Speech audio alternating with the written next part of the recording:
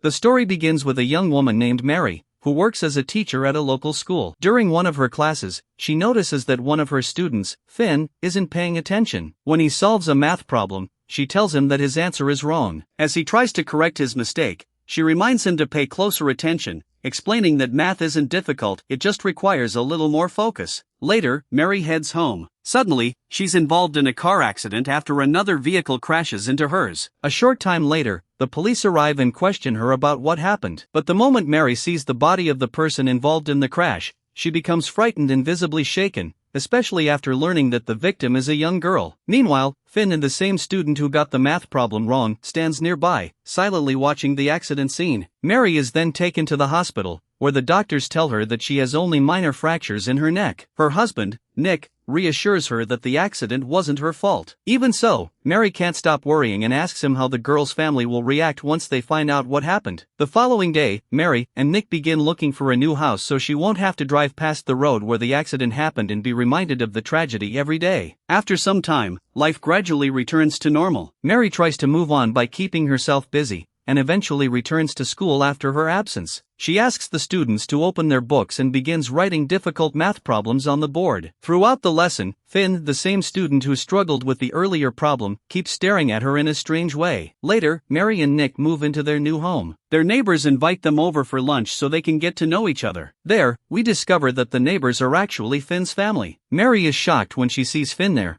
and she's even more surprised when he deliberately refuses to greet her. We also learn that Finn's father is a doctor, while Finn's mother works as his assistant. Later, during an exam at school, the teacher collects Finn's paper and tells him that time is up. His mother tries to convince him to take his studies more seriously, but he ignores her and walks away. He then heads to the swimming pool. At the swimming pool, Mary is seen swimming. Meanwhile, the teachers gather at school and warn Finn that he'll fail if he doesn't start taking his studies seriously. Mary offers to tutor him privately, and soon begins visiting his house to give him extra lessons. However, Finn pays little attention to her. She patiently explains the material, but it seems to make no difference. At one point, she asks him to bring her a glass of water. He returns with the water, but instead of handing it to her, he deliberately pours it out. Upset by his behavior, Mary decides to leave. She leaves and heads to the supermarket. As she shops, she can't stop thinking about Finn's behavior. Eventually, she decides to give him another chance and returns to his house the following day to continue the lesson. As Finn continues staring at her, Mary becomes increasingly nervous and begins to sweat. He asks if she's truly happy with her husband, but she ignores the question and keeps teaching. Finally, he tells her to stop pretending to be a happy teacher. An argument breaks out between them, and Finn shoves her against the wall and hits her. A few moments later, he sits beside her, apologizes, and reaches for her leg. Mary retreats to the bathroom to straighten her clothes before returning as though nothing had happened. When she gets home, Nick notices the cut on her face and asks what happened. Mary tells him that she fell down the stairs. The next day, Finn watches her at the swimming pool. He follows her into the changing room and secretly watches her while she's getting changed. When Mary notices him standing there, she asks him to leave before someone else comes in. He ignores her request, grabs her, kisses her, and the two begin an affair. From that point on, Mary no longer enjoys being close to her husband. Every time Nick tries to be intimate with her, she finds herself thinking about Finn instead. Later, Mary spends hours sitting under the blazing sun until her skin becomes badly sunburned. Nick gently applies lotion to help soothe the burns. Mary then visits a psychiatrist and admits that she's having an affair with a man who constantly abuses her and treats her violently.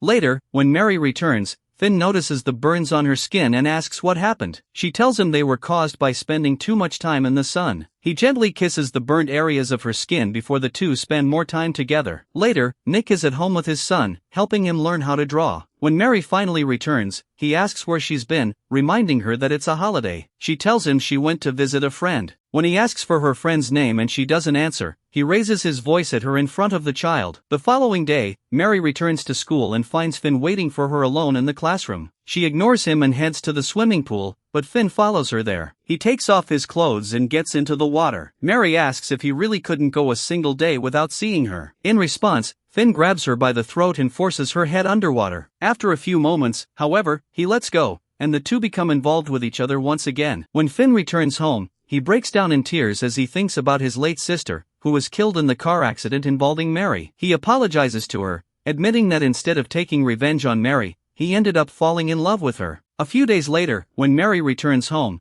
she runs into Nick's former girlfriend, who can't stand being around him anymore. She tries to leave, but Nick stops her, and the two get into an argument because she keeps pushing him away and refuses to let him touch her. She angrily tells him that she never wanted to marry him and only did so because she was pregnant with his child and he pressured her into the marriage. Afterward, Mary goes to see Finn. He takes her up to his room, and as they sit together smoking, he reveals that the girl who died in the car accident was his sister. Mary finally realizes why she had seen flowers and photos of the girl at the school. She apologizes for what happened and explains that her car had been completely stopped when the collision occurred. She insists that it was a tragic accident and that both sides shared responsibility, since her car was stopped in the middle of the road while Finn's sister was driving too fast and crashed into it. Later, they go to a hotel and spend the night together. The following day, Nick packs his belongings and leaves the house. Mary also gathers her things and moves into a small apartment, determined to start living independently. Meanwhile, Finn remains standing outside his house for a while before finally getting into his car and driving to Mary's apartment. And that's the end of today's movie recap. If you enjoyed this video, don't forget to leave a like, subscribe to the channel, and turn on the notification bell so you never miss another amazing movie recap. Thanks for watching, and I'll see you in the next video.